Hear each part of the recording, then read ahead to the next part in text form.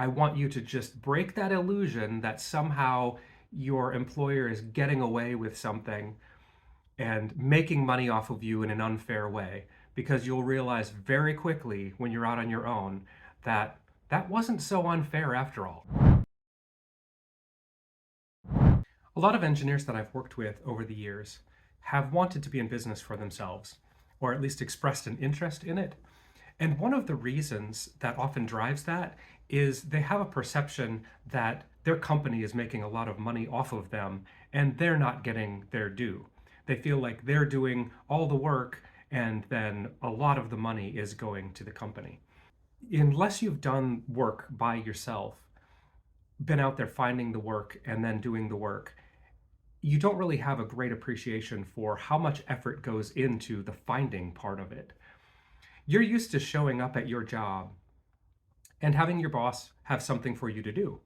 You do it, you punch the time clock, you make your money, and you go home. Yes, there's a lot of work that you do on the engineering side, but it's not that you just show up and the work is magically there. Someone had to go get that work. Someone had to find those clients, negotiate some sort of value that they're bringing to the client, and package that up in a way that it's a deliverable product that the customer wants to buy, where they generate a PO, and now you're at the starting point. You're at your starting point for the engineer, but you're already at the end of a sales cycle, which may have taken a lot of time and effort. There's also a lot of promises that are made by the company that's delivering that.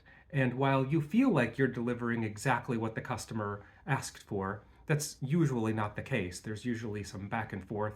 Often there are concessions and other things where the hours that you put in won't necessarily be even billed to the customer. The point is, there are a lot of overhead expenses that are just part of the cost of doing business. And you get those sort of hidden when you're working for someone else. But as soon as you go out and you're working on your own, all of those costs come right back to you. And you're not going to be making a huge amount per hour and taking that home. You're going to be making that larger amount per hour like your employer used to, but now you're going to have to pay for all the time that you can't log to a customer because you're doing sales. No one's going to pay you to sell to them. So there are going to be inefficiencies in your work time. You're not going to be able to bill for every hour like you have been when you're an employee. There are lots of things that come out of that.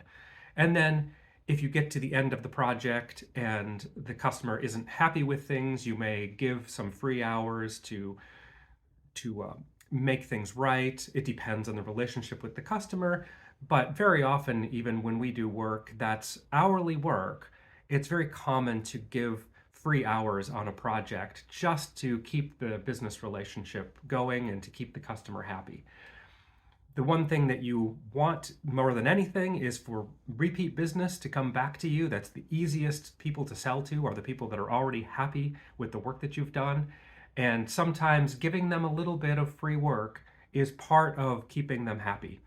It's much better to have a happy customer and lose a couple of billable hours than it is to bill for every hour that you worked and end up with a grumpy customer that's going to go somewhere else for their next job. Those are all costs that are hidden costs, but they won't be hidden as soon as you're on your own. They are costs that are very real. So as you're looking to go from being an employee to being a business owner, especially in the contracting world, you have to make account for the fact that you're not going to have fully billable time. If you want to bill 40 hours, you're going to need to work time on top of that to be able to get your 40 hours out of that. Or more realistically, you're going to be working more than 40 hours and you're probably going to be billing less than 40 hours, at least at first, until you get the hang of it and you get into the swing with different clients where you've got a stream of work coming in. So those are some expenses that are very real that will come back to you, that I want you to just break that illusion that somehow your employer is getting away with something and making money off of you in an unfair way, because you'll realize very quickly when you're out on your own that that wasn't so unfair after all. that your employer was actually having a pretty large contribution toward the success of your project. Even if they weren't doing the engineering, they're doing a large part of the project that takes it and makes it successful. Don't discount that. You need to account for that as you're thinking of going out on your own.